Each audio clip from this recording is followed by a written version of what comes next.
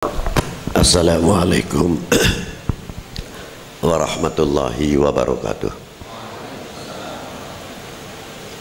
Alhamdulillahi wahdah. Assalatu wassalamu ala sayyid al-kamil bil fadail alladhi khassastahu fil azali bi sahibi jami'i sifatil kamaliyah al-munfaridi fi khalqihi wa khuluqihi bi ashrafil khususiyah An-Nabiyil Ummi Al-Habibil Alil Qadril Adimil Jah Al-Maktubi Baina Katifaihi Khatamin Nubuwah Walam yakhlukil khallaqu khalqan mithlah La qablahu wa la ba'dahu afdal minhu Wa akram manzilatahu inda hadrati sultanil mamlakatil ahadiyah wa ja'altahu wasitatil udma li ahli la ilaha illallah Sayyidina Muhammad Rasulullah sallallahu alaihi wa ala alihi wa sahbihi fi kulli lamhati wa nafasin adada ma wasi'ahu ilmullahi amma ba'du. Hadratil muhtaram al-mukarramun, para sesepuh bini sepuh, para alim ulama, para rektor, dekan, dosen, dan yang saya hormati pimpinan Matan Bapak Dr. Hamdani beserta stafnya, anak-anakku yang kubanggakan atau adik-adikku Matan, saya ucapkan selamat datang dalam mengikuti raker untuk besok pagi dan hari ini malam ini baru dibuka. Panitia yang saya banggakan dalam rangka raker dan hadirin wal hadirat rahimakumullah. Saya akan berbicara dengan bahasa akademisi, tidak berbicara dengan bahasa awam. Saya minta kecerdasan kalian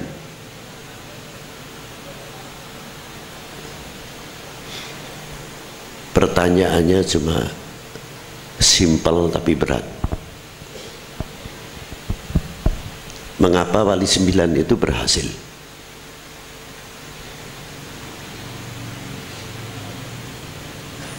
Dan mampu membina regenerasi pada waktu itu yang sudah cukup dipersiapkan, karena para beliau sadar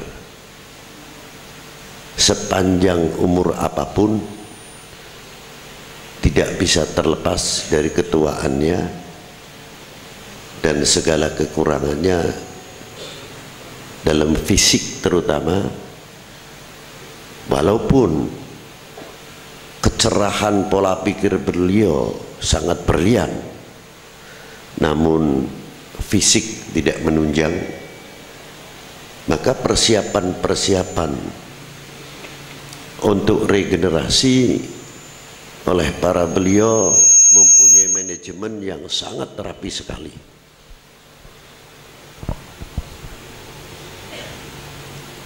Wali 9 ketika masuk ke Indonesia,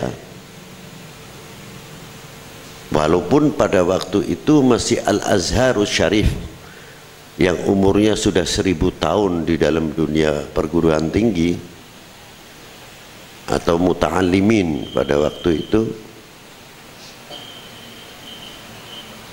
banyak yang melahirkan intelektual ilmuwan yang cukup berbobot.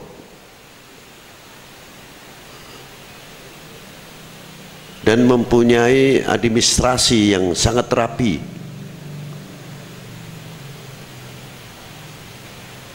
Mampu menulis dari mulai hari ini untuk menentukan hari esok.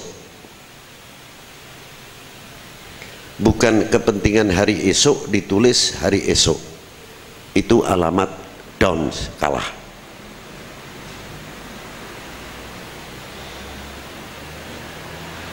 planning dan program telah dicanangkan oleh para sesepuh-sesepuh kita, khususnya para wali sembilan yang memahami sekali dalam antropolog. Memang dalam dunia sejarah sedetail ini tidak mungkin diceritakan, tapi perlunya satu mafahim di dalam membuka kitab, karena dogma yang ada di dalam Al-Quranul Karim wa sunnatin Nabiyil Azim bukan dogma belaka, tapi dogma yang sangat universal dan sudah university. Namun gelombang hidup pada waktu itu tidak semuanya menguntungkan dan menunjang, karena transportasi, akomodasi dan lain sebagainya. Karena itu para beliau tidak putus asa bagaimana para beliau bisa membaca peta pada waktu itu hebatnya. Karena para beliau itu antropolog. Mengapa saya katakan antropolog? Tidak mungkin kalau tidak menguasai antropolog beliau bisa berjalan melalui samudra padang Sahara, yang melalui laut dan sebagainya, dan bisa menentukan muara. Sebelum ke Indonesia, sebelum diberikan kepada wali Tis'a yang sekarang masyhur,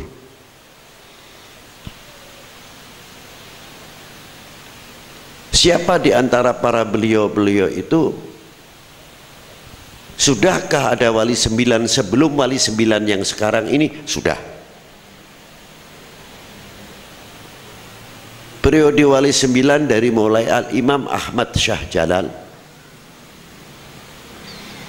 diteruskan dilengkapi dengan keluarga-keluarga beliau yang cukup matang, siap dan luar biasa segi ilmunya dan lain sebagainya, sampai zaman periode Al-Imam Jamaluddin Husain. Dari perjalanan yang beliau tempuh tidak terlepas melalui jalan-jalan sutra yang telah ditempuh oleh mutaqaddimin. Satu pertanyaan, mengapa Rasulullah bersabda utlubul ilma walau bisin? Kalimah walau bisin, hati-hati menafsirkannya. Bukan makna sekalipun di negeri Cina, bukan itu maksudnya. Walaupun sejauh negeri Cina, itu yang benar. Di sini susahnya segi balaghah itu, kalau tidak mencerna benar-benar repot, walaupun nahwunya tepat. Itu satu contoh. Kayak ada satu hadis, man ra'aitul munkara fayughayyiru biyadi. Sangat terkenal ini hadis. Fa in lam yastati fa bilisani. Fa in lam yastati fa biqalbi. Dzalika, pakainya dzalika atau tidak?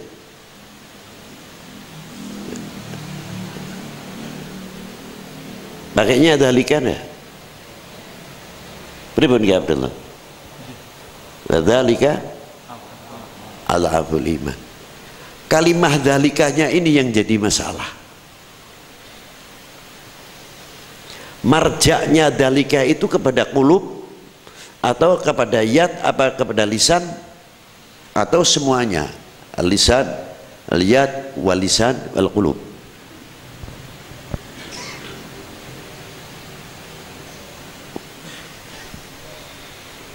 Karena apa?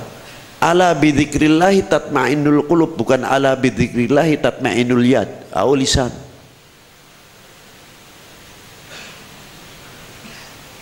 Yaumul la yanfa'u malu wala banun illa man atallah biqalbin wa laysa biyadin salim au bilisanin salim, tapi biqalbin salim.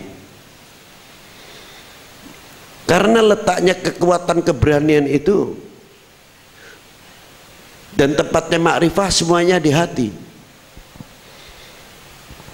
Kalau hati ini dihukumi dhaif, berarti iman kita di tangan. Yang berani yang pakai tangan. Apakah iman kita di tangan? Atau yang beraninya pakai lisan? Apa iman kita di lisan? Padahal iman letaknya di qulub.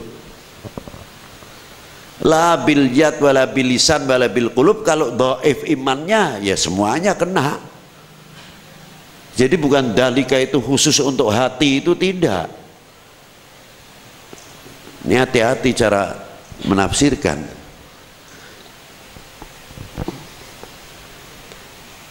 Satu itu. Sama ketika Rasulullah bersabda, utlubul ilma walau bisin. Ada apa? 3000 tahun yang lalu sebelum Masehi itu sudah ada jalan sutra yang menghubungkan antara Yathrib dengan negara Cina. Dan dunia perdagangan dunia Arab itu sudah luar biasa. Dan bagaimana cara Rasulullah menitipkan bangsanya, itu hebatnya. Bagaimana cara menitipkan bangsanya, utlubul ilma walau bisin. Ini dalam rangka menitipkan pedagang-pedagang dunia Arab yang sudah banyak berdomisili di dataran Cina. Itulah diplomasinya Rasulullah dengan menggunakan utlubul ilma walau bisin. Maka dari keturunan-keturunan Arab yang ada di negeri Cina, ada marganya Hu, Li, Wi, ada lagi marganya Ma, tapi bukan C-nya, tapi paling belakang, ditaruh di belakang. Seperti Ibrahim, Dr. Ibrahim Ting Ying Ma. Itu pengarang buku terkenal beliau. Karangan bukunya masyhur tentang peradaban Timur Jauh yang ditulis tangan beliau. Kalau yang akhirnya Ma semua itu jelas Ma Muhammad maknanya. Kalau Hu Hud, kalau Ye Yahya, kalau Wi Ba'alawi. Itu. Perkembangan semakin pesat.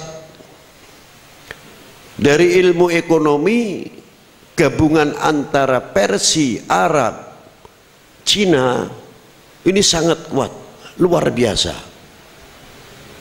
terutama dalam bidang tekstil. Jadi ketika Allah Ta'ala berfirman untuk memakai jilbab, tinggal dunia Arab itu hanya cukup menutup rambut saja sudah. Karena apa? Pakaiannya sudah biasa rapi. Cina sudah biasa rapi sampai lutut. Potongan mode saja yang berbeda. Karena penghasil tekstil yang luar biasa, tidak mungkin Allah Ta'ala memerintahkan berjilbab tanpa penghasilan tekstil yang maju. Dan tidak mungkin dunia Islam mukminah akan dikeremening jerung omah ora iso obah, tidak mungkin. Kebebasan hurriyah terhadap kaum wanita diberikan seluas-luasnya dalam koridor-koridor tertentu mestinya. Sedangkan pada waktu itu Indonesia masih sebagian pakai kemben, sebagian pakai aurat pusat ini saja sampai ke tumit sudah. Karena apa? Keterbatasan dalam dunia ilmu perstektilan. Itu diantaranya. Maka perkembangan setelah hijrah dimanfaatkan oleh Rasulullah bagaimana membangun sarana ibadah, sarana pendidikan sarana ekonomi, sarana dunia pertanian. Inilah yang menjadi pembekalan daripada jalan sutra yang dititi oleh para wali sembilan, kakek-kakeknya, sehingga mengetahui bagaimana situasi keadaan India pada waktu itu. Ternyata dua agama yang paling tertua, apa diantaranya? Hindu dan Buddha. Sampai ada penemuan di lereng gunung Himalaya, ada satu candi yang umurnya 5.000 tahun.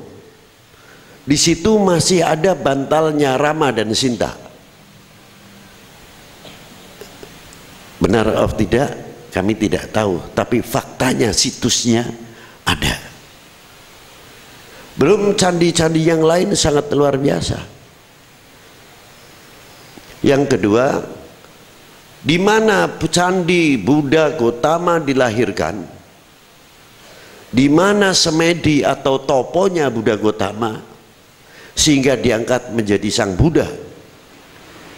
Perkembangan agama Buddha sangat minor di India, tapi banyak karena falsafahnya paling tidak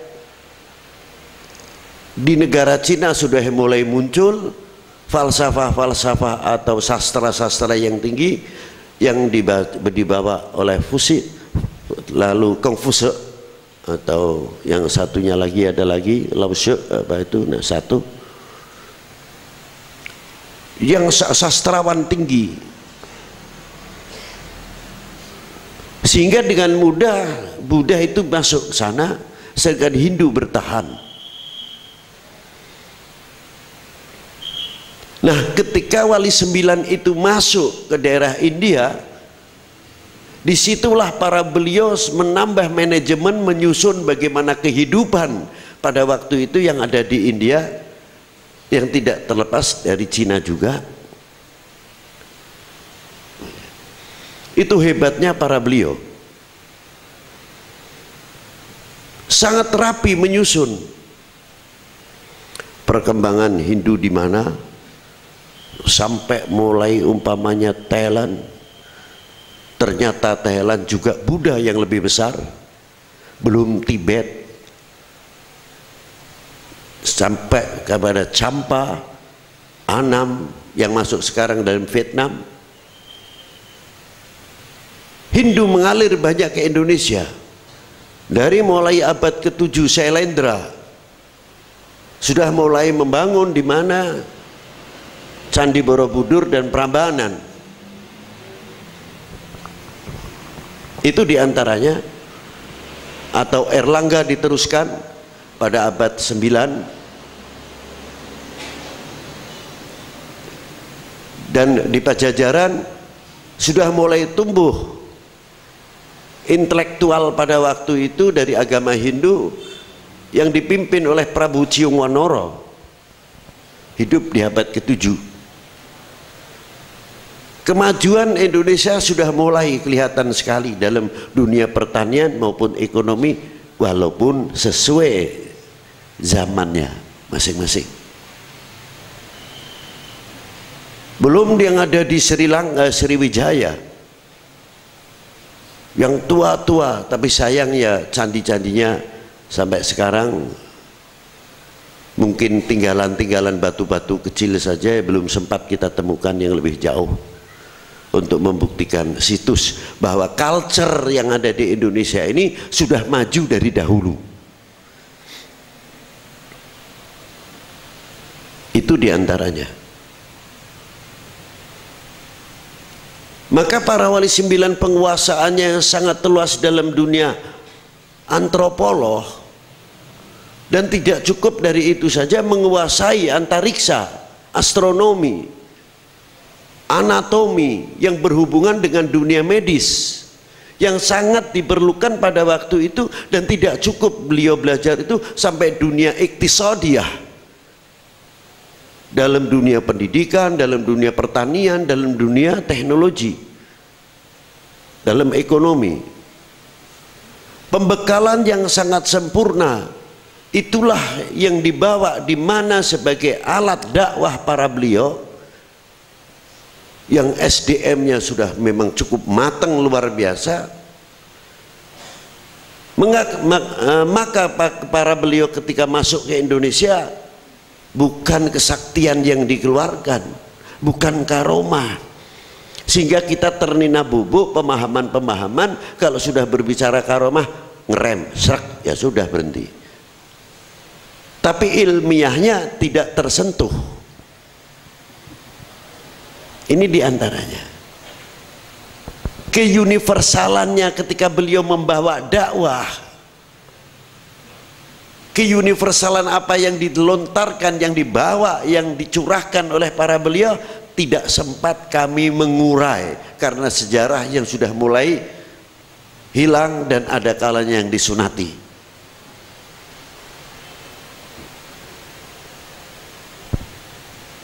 Ini diantaranya. Bahkan pada waktu zaman Singosari dan Daha, ketika Kublai Khan ingin menyerang minta upeti kepada Singosari Raden Wijaya, bagaimana Raden Wijaya sendiri Singosari masih berhadapan dengan Daha Jakakatuang kalau tidak salah.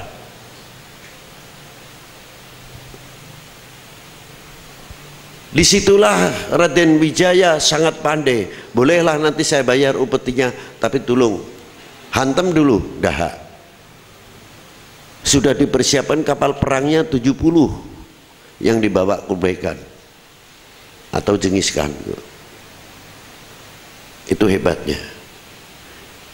Maka syarat dari Raden Wijaya diterima oleh pimpinan atau Kublai Khan, menyerang Daha. Begitu menyerang Daha, dihantam oleh Raden Wijaya dari belakang, seolah-olah Kublai Khan dikeroyok dua orang, padahal ini saling memanfaatkan saja, sehingga mereka tunggang langgang, tinggal dua kapal yang selamat, semua hancur. Kemenangan di pihak Raden Wijaya. Pengalaman yang cukup bersejarah sehingga berdirinya Majapahit. Maka pada suatu ketika di Hayam Wuruk yang mempunyai patih luar biasa, Gajah Mada, yang sangat misteri sejarahnya sampai sekarang, di mana beliau dimakamkan, di mana masih sejarawan masih sulit untuk bisa memastikan ada apa pada beliau. Justru yang memberikan kepada Syekh Abdurrahman atau Abdullah Al-Abbasi, kakek ke-8 Kanjeng Sunan Kalijogo, yang dapat gelar Bra, siapa itu saya lupa, karena kemenangannya mampu melawan Pajajaran pada waktu itu.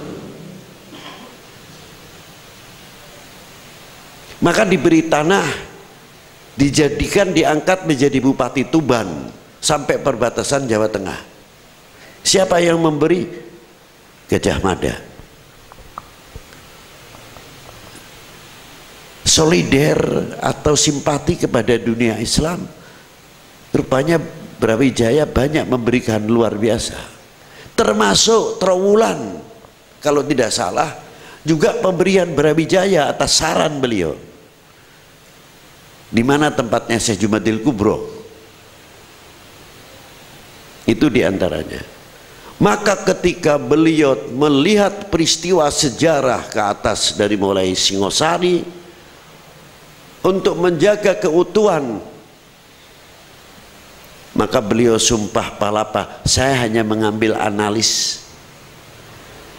Di latar belakang sumpah palapa itu ada apa?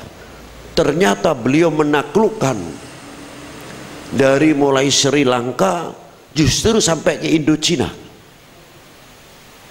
Dilakukan oleh Gajah Mada, tunduk satu persatu. Analisnya apa? Itu jawaban yang luar biasa.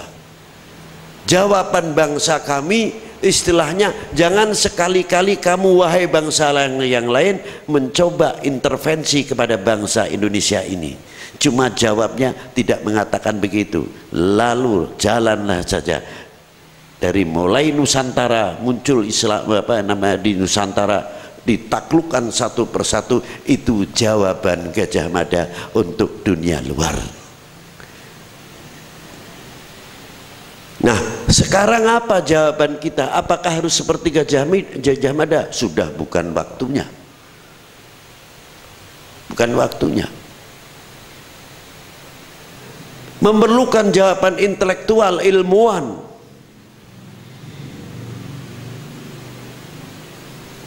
Kalangan-kalangan mursyidin, bukan sekadar mursyid dan hafidhul Quran, tapi mempunyai spesifik. Hafidhul Quran dokter, hafidhul Quran dokter spesialis internis, hafidhul Quran dokter spesialis kandungan, hafidhul Quran dokter spesialis jantung. Yang satu muhadithin spesialis ahli pankreas,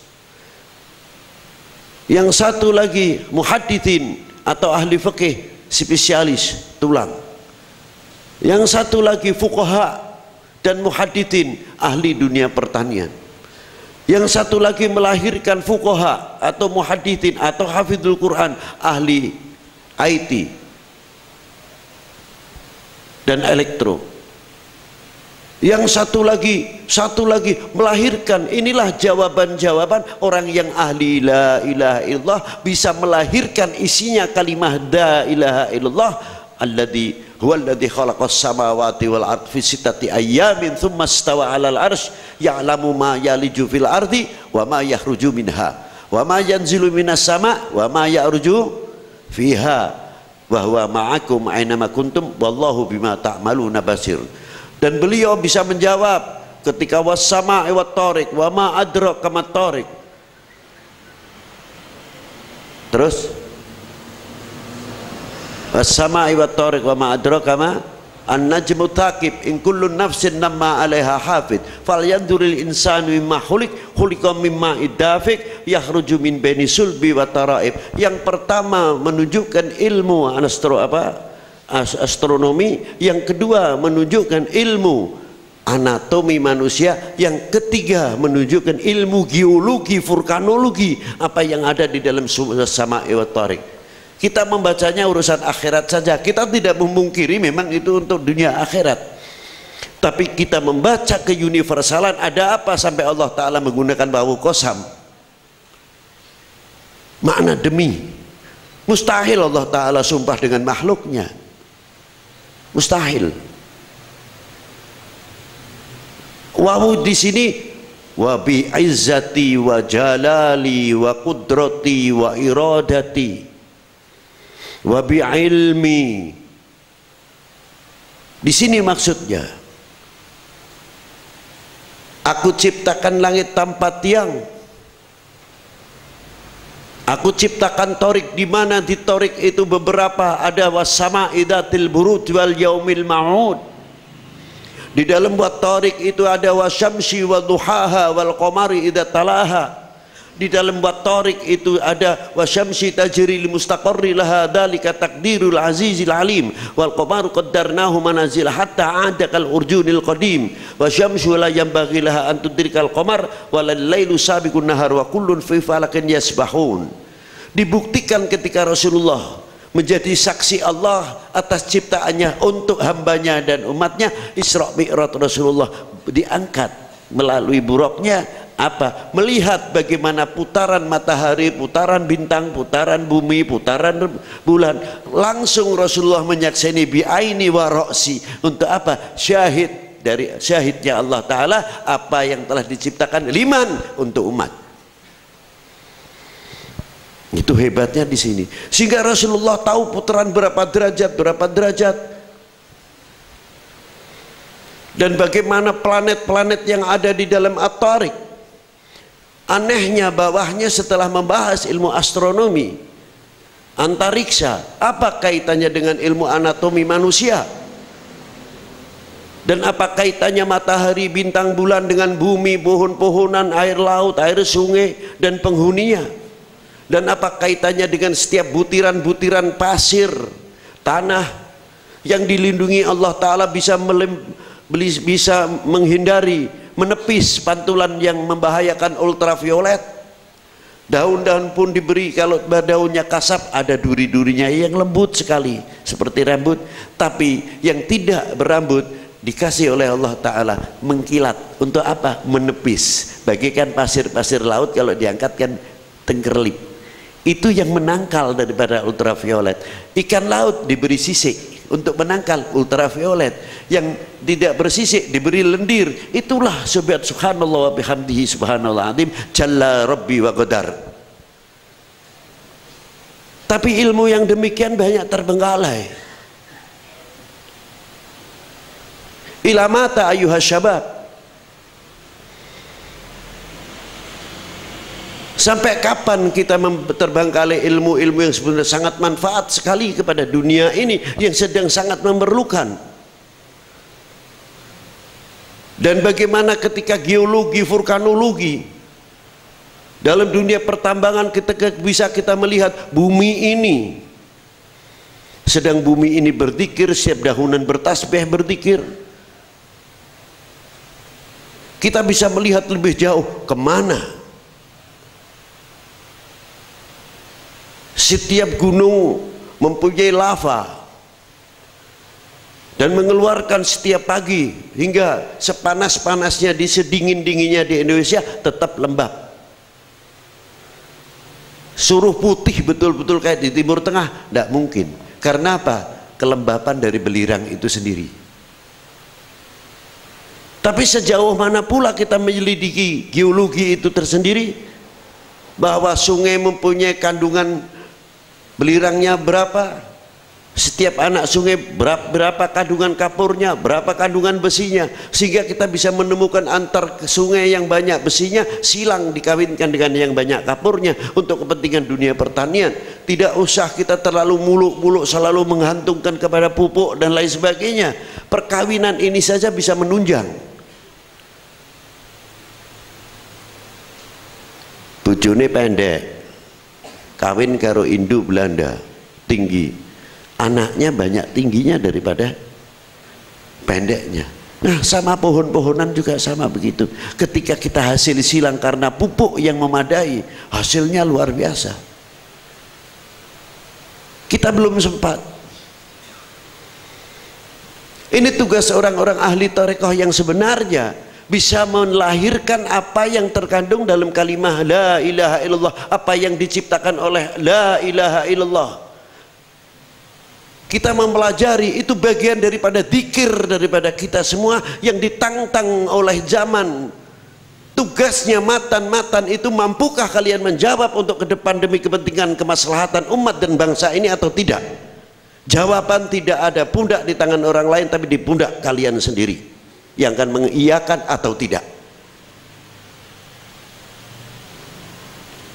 Inilah, jangan sampai kita ini terlena bobok dengan satu khilafiyah. Khilafiyah di antara a'imah bukan bagaikan dua rel. Ada yang menafsirkan relay metu mau ke Jakarta, ada yang lewat kidul, ada yang lewat utara. Tidak, khilafiyah itu bukan begitu antara a'imah.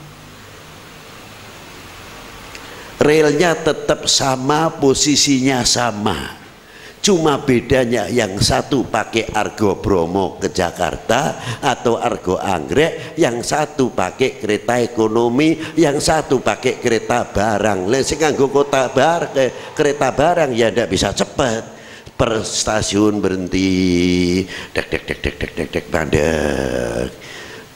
Ada lagi, ini khilafnya di sini. Kalau kamu gimana? Aduh Rek, saya pas kereta bareng. Kenapa? Ya alhamdulillah enggak najis, tapi enggak. Tapi gerbong ini ada kerbau sapinya, kerbaunya, ada kambingnya. Jalannya, ya jalannya sih cepat. Tetap lewat stasiun. Alhamdulillah. Yang satu gimana? Pakai kereta langsam biasa. Pekalongan berhenti, Tegal berhenti, Pemalang berhenti. Aduh Rek, enggak kuat, yang jalannya macam-macam di sana, orang jualan dalam kereta banyak. Tapi yang satu naik Argo Anggrek, aduh, saya tahunya bangun-bangun di Semarang dari Surabaya. Dari Surabaya tahu-tahu Pekalongan Pekalongan terus tahu, terus Jakarta, tidak tahu apa-apa, malam gelap. Lah itu susah juga jadinya. Khilaf yang naik anggrek, khilaf yang naik gerbong biasa, khilaf. Jadi tapi relnya tidak khilaf. Itu yang dimaksud khilafiyah indal a'immah, bukan dua rel, bukan. Jangan nafsir ini aja sembarangan. Kalau sudah dua trek berarti khilafnya temenanan. Itu masih satu rel, beda kereta. Itu khilafiyahnya a'immatul arbi'ah, itu di situ sebetulnya. Ma'asyiral hadirin rahimakumullah. Ini semuanya yang saya ceritakan. Ini bagian-bagian daripada kalau bisa kita memperkaya dan sebagainya, bagian daripada bela negara dan memperkokoh NKRI. Itu dia. Itulah yang bisa saya sampaikan walaupun cukup singkat. Semoga Allah Ta'ala bermanfaat. Assalamualaikum warahmatullahi wabarakatuh.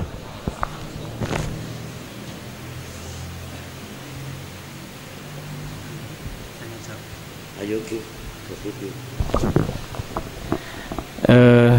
demikianlah apa yang beliau kita tunggu-tunggukan, dan saya persilahkan mungkin ada kader-kader yang mau bertanya mumpung ketemu beliau. Ini dari luar Jawa juga banyak, Abah, dari Kalimantan Timur, Tengah, Kalimantan Selatan, dan luar Jawa lainnya. Saya persilahkan kalau ada yang berkaitan dengan materi tadi dan atau keorganisasian mata. Saya persilahkan.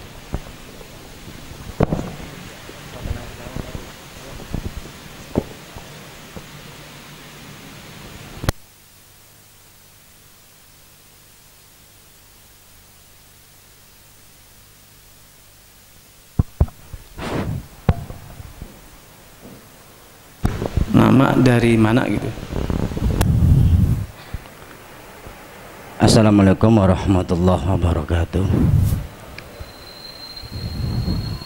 Nama saya Masudi Yusra Habib dari delegasi Gerobokan. Yang datang alhamdulillah ada 6 armada, Habib. Per orang aja.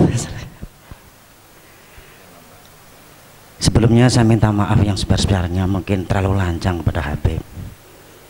Tapi saya mau coba untuk memberanikan diri. Karena ini sudah ngejendok sekali di pikiran saya, Habib. Pertama tentang masalah keilmuan, Habib. Selama ini saya membayangkan bahwasanya rembulan itu ada di langit ketiga. Yang pernah saya baca Rahanib MBA Sanggahan. Itu yang menjadi pertanyaan saya yang pertama itu, waktu jeung Nabi aja Isra Mi'raj ke Sidratul Muntaha sampai ke Mustawa, itu begitu masuk langit yang pertama itu selalu uluk salam dan dibukakan langit itu. Yang menjadi pertanyaan saya selama ini, apakah selama ini memang benar para astronot itu sudah masuk ke rembulan? Itu yang menjadi pemikiran saat ini, Habib saya. Yang kedua masalah persoalan sains, Habib. Nun sewu dengan sangat sekali. Dalam hal ini kami selaku alhamdulillah, Habib, saya mengajar di Stahik Gerobokan sebagai dosen. Itu merasa gerah, Habib. Merasa gerah manakala kita terbentur pada suatu birokrasi yang selama ini saya mencoba untuk menggiatkan atau menggerakkan semangat matan, akan tapi terbentur pada birokrasi yang ada. Itu yang pertama. Yang kedua, bagaimana semangat jiwa yang selama ini terlalu status quo, Habib, itu masih melekat sekali di kalangan kita. Apalagi masih patron, nun sewu, Habib. Mungkin untuk sementara yang bisa saya sampaikan ini dulu, Habib. Apabila ada kesalahan dari saya pribadi, saya minta maaf yang sebesar-besarnya. Wassalamualaikum warahmatullahi wabarakatuh. Kama qala Allah Ta'ala fi kitabihil aziz, ya ma'syarul jinni wal insi ya ma'syarul jinni wal insi tata'tum an taghfudu min aqtaris samawati wal ardi waghfudu la tanfuduna illa bisultan. Ada yang menafsirkan illa bisultan dengan ilmu, dengan ilmullah. Oke, saya terima dengan ilmu Allah. Tapi ingat, ilmu hakullah adalah qadim. Tapi ilmu yang diberikan kepada manusia makhluk, bukan hawa, bukan qadim. Kalau ilmu Allah mayahtaj, tidak butuh dengan peralatan atau kasab. Ilmu Allah ta'thir. Idza arada syai'an ayaqula lahu kun. Tapi kalau ilmu yang diberikan kepada manusia adalah hukumnya statusnya makhluk. Tandanya makhluk apa? Masih memerlukan perabot. Orang tahu bikin kursi, modelingnya kayu berapa diukur, butuh diukur ora cukup diukur, butuh pensil. Pensil tidak cukup, butuh kertas. Setelah matang butuh gergaji. Setelah digergaji butuh ukuran untuk meja kursi berapa. Inilah daripada makhluk masih memerlukan pertolongan. Kalimullah ma yahtad wa la yaftakiru ila ghairi illa bisultan. Jadi illa bisultan ai bi qudratillah. Kalau ilmu sudah diberikan, kayak orang makan mencari kenyang, sarananya makanan, mau nasi boleh, bubur boleh, sagu boleh, itu ikhtiar dalam mencari kenyang.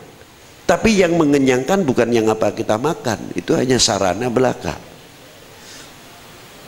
Jadi kalau ketika orang itu berbicara sirik tidak ada habisnya, padahal kita saben hari berhadapan tipis sekali untuk mendekati kesyirikan. Kalau kita mempunyai etikot, kalau tidak mangan mati itu ya syirik, podo ae. Ini kita kembali. Dipersilahkan Allah Ta'ala memanggil. Mengapa tidak dipanggil ya ma'syarul ins, tapi yang dipanggil ma'syarul jinni? Karena sebelumnya jin ataupun setan biasa ke langit satu mendengarkan bagaimana khabar para malaikat. Ini yang pertama. Maka dipanggil ya ma'syarul jinni. Karena kehidupan jin itu di atas hampa udara. Ini dunia, ini hampa udara.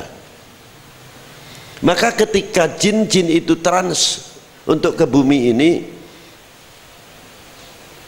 dia menggunakan satu peralatan, melingkari dahulu bagaimana hampa udara ini katut sampai kepada titik poros bumi, baru diluncarkan masuk ke bumi ini. Pasti dia mempunyai UFO atau piring terbang paling tidak. Itu diantaranya.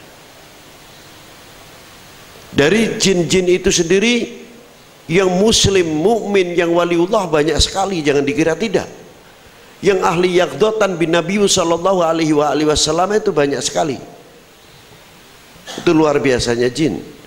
Dan dia jalan 1 meter, orang yang 1 meter dari jin ini bisa jatuh kena magnetnya. Sebab yang satu tidak mempunyai daya tarik bumi, yang satu mempunyai daya tarik bumi. Itu ketika ketiga tidak berdiri tegak lurus, setiap manusia tidak ada yang 100 derajat, pasti 90 derajat, karena lingkaran bumi itu 360 derajat, separuh 180, yang seperempat adalah 90 derajat. Kalau toh 100 derajat mesti miring. Itu ilmu ukur kurang lebihnya. Tapi saya pernah didatangi oleh kiai-kiainya jin. Bener gak? Rombongan silaturahmi, ganteng-ganteng, bagus-bagus. Bedanya kaki etok. Kakinya ada yang kayak sikil bebek, ada sikil angsa, kaki angsa, mirip tapi bukan pas sudah. Ada yang kayak kaki kuda, sesuai gobail-gobailnya. Jin juga mempunyai gobail. Kalau mencorong mukanya bercahaya itu ya kayak manusia lah, luar biasa. Cuma jirimnya lembut. Itu datang ke tempat saya minta ijazah. Habib, datang rombongan ini ulama-ulama jin itu ya. Masya Allah, Alhamdulillah. Saya sebetulnya yang minta ijazah kepada panjenengan Yai, boten Habib. Saya memang dari Azraq, negara saya, memang sengaja saya datang ke sini minta ijazah Ayatul Kursi. Wah, luar biasa dari jauh. Saya tanya, loh sebabnya apa Yai? Kok sampai jauh-jauh Ayatul Kursi? Di tempat perkampungan kami, madrasah kami banyak jin-jin kesurupan manusia.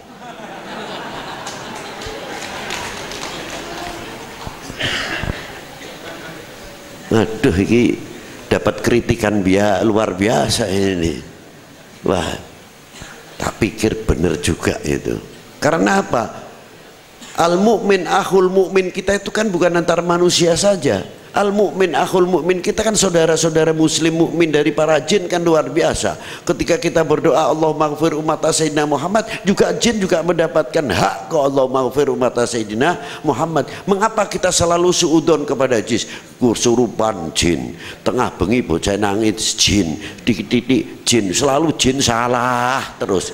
Makanya jinnya datang kepada saya minta ijazah Ayatul Kursi, sebab di kampungnya banyak kerupahan manusia gitu loh.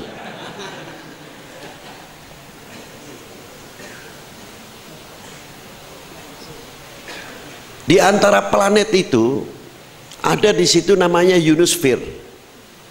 Itu panasnya jangan tanya. Benda apapun yang meleleh liwat ke situ selesailah meleleh. Nah, sekira-kiranya Apollo itu kira-kiranya sampai di sana enggak? Kalau sudah melewati daerah-daerah itu. Dan ayatnya bawahnya, coba yang hafal siapa tadi? Kiai Abdullah. Ya ma'syarul jinni wal ins in istata'tum min tanfudu min aqtaris samawati wal ard fangfudu la tanfuduna illa bisultan. Bawahnya fa bi ayyi ala'i rabbikuma tukadziban. Terus napa ya? Bawah ya. Itu saya ngapal loh.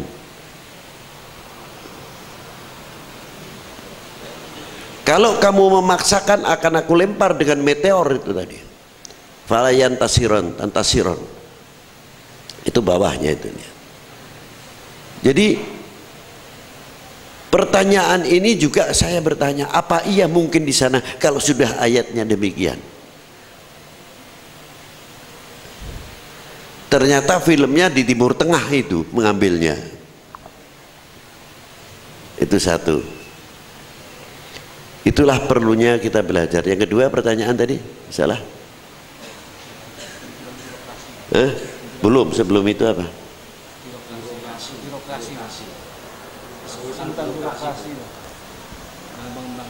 Ya.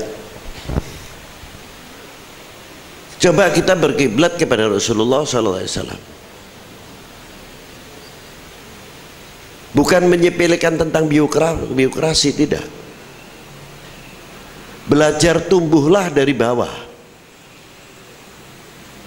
Kalian-kalian ini jangan kalah dengan pohon atau singkong. Tidak ada orang menanam singkong berakar dahulu. Panjangnya pohon singkong sekian meter dipotong 20 cm 20 cm ceblokake jelep jelep jelep. Kok bisa mandiri, bisa keluar akarnya, bisa keluar tumbuhnya, bisa keluar daunnya.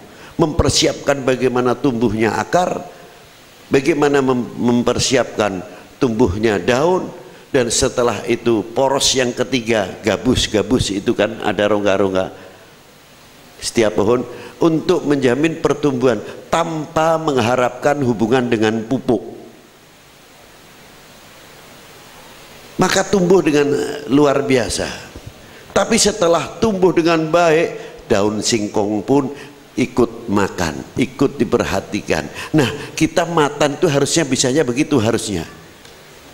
Kita tidak ketergantungan kepada birokrasi, sudah memberikan perhatian saja artinya itu sudah cukup sekali.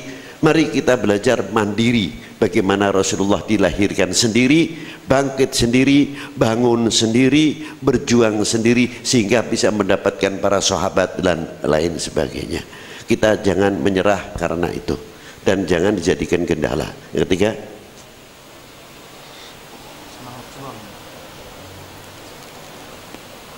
semangat juang kita itu kalau tidak mau menengok sejarah-sejarah orang-orang yang berhasil, sulit kiranya kita untuk bisa mencerna bagaimana langkah-langkah kita untuk maju. Karena kita mengenal sejarah, akhirnya tidak menjadi generasi yang kepaten obor. Bagaimana hasilnya Bapak Jenderal Sudirman, keberhasilan Diponegoro, Sentot Prawiro Dirjo, Ibu Kartini, Kiai Mojo, dan tokoh-tokoh yang lain, pendiri pesantren yang ada di Pekalongan, Tegal, Pemalang, Cirebon, sampai Jakarta, Banten, sampai Madura, Banyuwangi, Jember, Malang, dan sekitarnya, Purbolinggo, Pasuruan, sampai Tuban, dan dataran selatan, Kebumen, Ki Ibrahim, Lirap, dan beliau-beliau itu mengapa bisa berhasil? Nah, karena kita tidak mau menguak, akhirnya penyemangat kurang, apalagi ketergantungan logika, sedikit-sedikit tergantungan logik, akhirnya tawakalnya kurang. Logik tetap kita usahakan, tapi tawakal kita kepada Allah Subhanahu wa taala jangan ditinggalkan. Karena dengan keterbatasan ilmu kita, harokat kita, jelas di latar belakang itu ada yang serba maha dalam segala sifatnya. Loh, wes telu tok. Ya, status quo ya. Status quo bisa bagus, bisa tidak, karena tergantung profesionalnya. Status quo yang jelek itu tidak profesional, kita paksakan.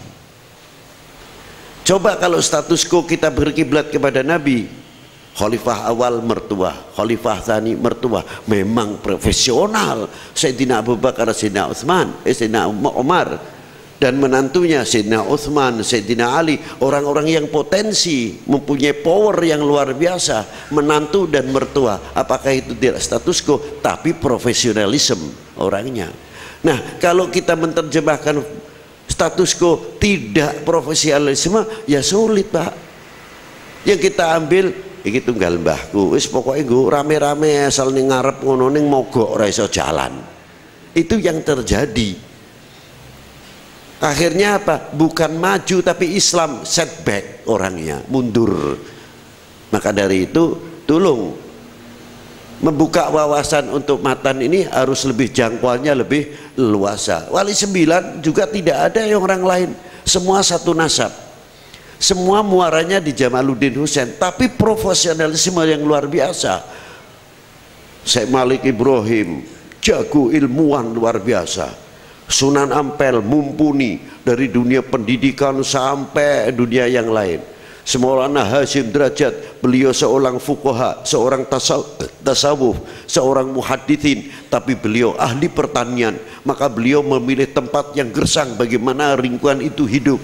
Dan Syekh Ja'far Shadiq, seorang muhaddithin, tapi beliau seorang ahli ekonom dan ahli culture, budaya, maka hidup di Kudus, bagaimana beliau bisa berjuang dengan ekonominya dan sebagainya. Kalau kita kritik ojo jengkel, awake dhewe ku nek apal Quran ngenteni undangan, nek ora mitoni khaul, nek ora khaul murudan tahtimul Quran, nek liyane iku pasare sepi. Nah itu, padahal yang kita bawa, yang kita hafal itu sumber ilmu yang luar biasa. Mengapa kita tidak bisa mengurai, menguak apa dogma yang university, yang universal? Kita selalu ketinggalan dan ketinggalan. Terima kasih.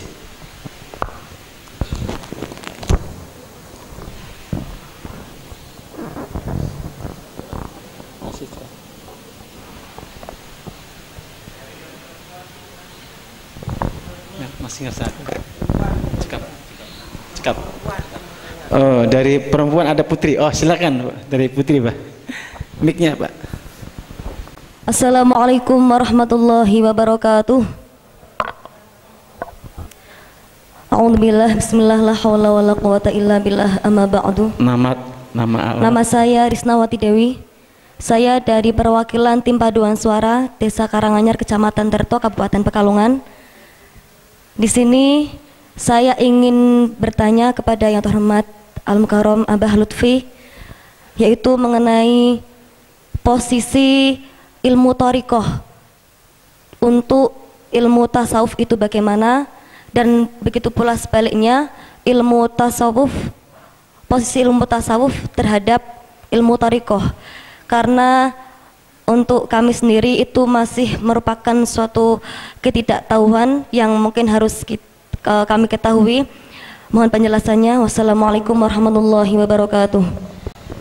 Ilmu tasawuf dan ilmu thariqah, Al-Islam itu, syariah itu bagikan bangunan gedung yang luar biasa,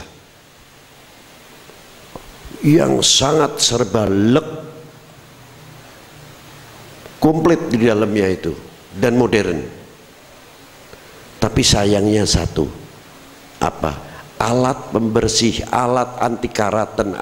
Kalau manusia antibodinya tidak ada, antibiotiknya tidak ada, sehingga rapuh kekuatan fisik itu sendiri. Di sini peranan tasawuf dan peranan thariqah untuk melapisi supaya tidak terkena karat dalam hati di dalam menjalankan syariatillah, lepas daripada peranan-peranan nafsu, amarah dan lain sebagainya. Ini tugasnya ilmu thariqah dan tasawuf untuk mengantisipasi sehingga amal-amal kita yang sebetulnya tertolak. Karena tasawuf itulah kita paling tidak ora ketung 100% diterima karo Allah Ta'ala. Ini peranan tasawuf. Terima kasih. Baik, saya pikir cukup. Biar nggak lagi. Ada tanda cindera mata dari pengurus wilayah katanya untuk Abah Lutfi. Saya persilahkan dari panitia pengurus wilayah Dr. Syakir untuk berkenan dokumentasi. Ini cindera mata dari pengurus wilayah Matan, Jawa Tengah untuk beliau, karya anak Matan ya.